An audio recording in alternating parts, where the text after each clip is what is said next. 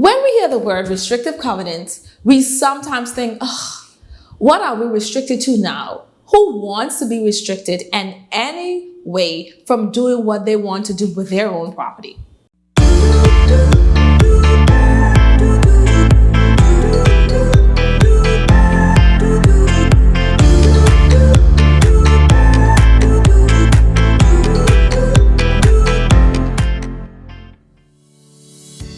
For some buyers, when the word restrictive covenants or agreement comes up, the response is normally, I'm not interested.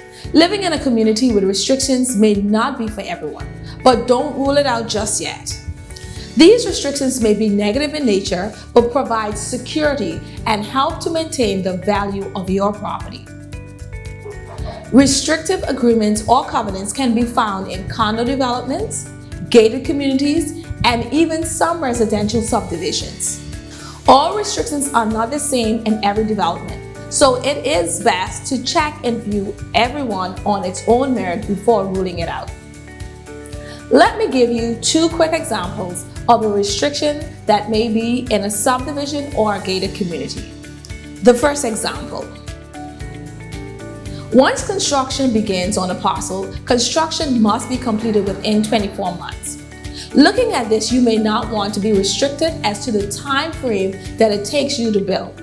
But if we think about it wisely, this clause is not pushing you to build right away. You still have the rights to keep your lot vacant for as long as you want. However, when you decide to build, you must be conscious of the time frame. Secondly, 2 years is a long time to start and complete a dwelling home. And in most cases, you would be able to apply to the HOA for an extension of the time if you are actively building and require some additional time. Thirdly, one of the main purposes of such a clause is to prevent a neighborhood from having many incompleted buildings, which will create an eyesore. The second example I would like to share.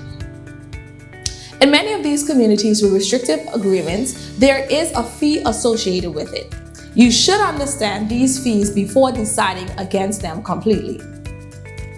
In the case of a condo, the strata fee is a monthly fee that is payable. And if you have a mortgage, it may not be feasible to maintain the mortgage and that monthly fee. However, in the case of a vacant lot in a gated neighborhood with restrictions and fees, your fee may be yearly and not monthly, making it more affordable to maintain. A yearly fee of $1,500, for example, for ownership in a gated community, if you break it down, works out to be $125 per month. This fee, depending on the subdivision, can give you access to paved roads, underground utilities, etc., and a well-kept, maintained environment. Really, what I am trying to say is do not miss a great real estate opportunity because the neighborhood has restrictive covenants. If you are uncertain, have your agents discuss the restrictions with you or have your attorney go over them with you before saying no.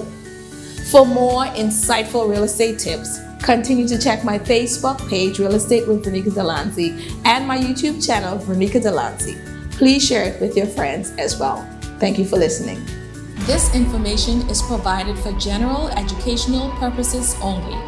Any action you take based on the information provided is strictly at your own risk, and Real Estate with Vernica Delancey or its host or owner will not be held liable for any loss or damage as a result of your use of this material.